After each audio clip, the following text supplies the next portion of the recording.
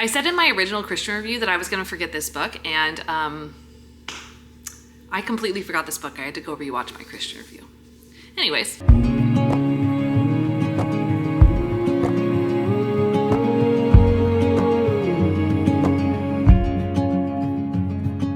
We are back for another Christian review of regular books, and today we are discussing The Villa by Rachel Hawkins. Let's get into it. If you've never seen one of these videos before, here's how it's gonna go down. First, I do my regular review, what you know and love to expect from a book review, star rating, my personal opinion, etc. But then we get into the Christian review, and that's where I go over the basic pieces of a book that may or may not have a fellow believer or anyone wanting to read it.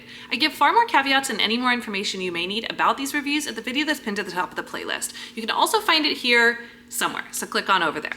For now, let's go ahead and get into my regular review. The Villa by Rachel Hawkins was something that I had found at a used bookstore, so I thought, perfect, I'll pick it up, I'll try it for myself. I had never read a Rachel Hawkins book, but I've heard good things. Also, I knew it took place in Italy, and my husband is Italian, and anytime I find a book that takes place or deals with Italy, I love to read it. Also, my husband and I went on our honeymoon in Italy, so it's just a special place, and I love reading about books that take place in places like that.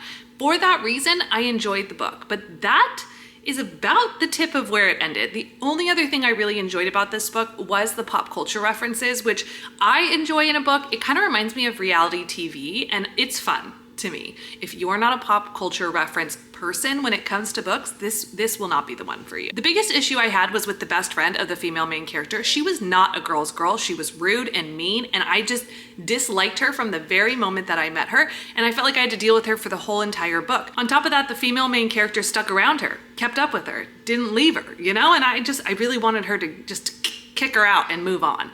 Ultimately, I rated this book 3 stars. I did forget about a lot of the aspects of this book. I had to go back and rewatch my review and reread my review, and then I was like, oh yeah, that's right, I remember now.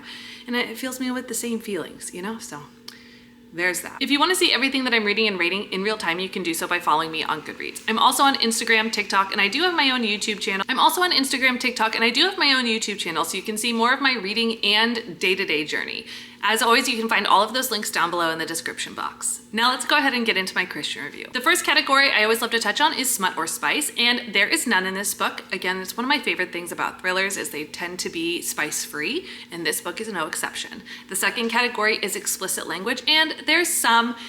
I think it's okay and you can read through it, but if you are very sensitive, don't want any explicit language, it exists in the book. The third category is violence and gore, and again, there's some. It's not explicitly described, but there are some scenes. It's ultimately a suspense, but that's about it. The final category I want to touch on is paranormal, and there is not a paranormal twist within this book, but what I will say is that there was aspects where they tried to make that be the reason why there may be a twist, and I am just not a fan of authors throwing that in there. I feel like I can enjoy a book without that being one of the potential twists. So I wanted to warn you in case that's the same way that you feel. I think this book could be appropriate for anyone ages 15, 16 and up. There is not a whole lot that I would really concern myself with a teenager reading, other than maybe they just wouldn't enjoy it. Maybe they would. I could be wrong, you know, don't trust me always. Go off the Christian reviews and make a decision for yourself.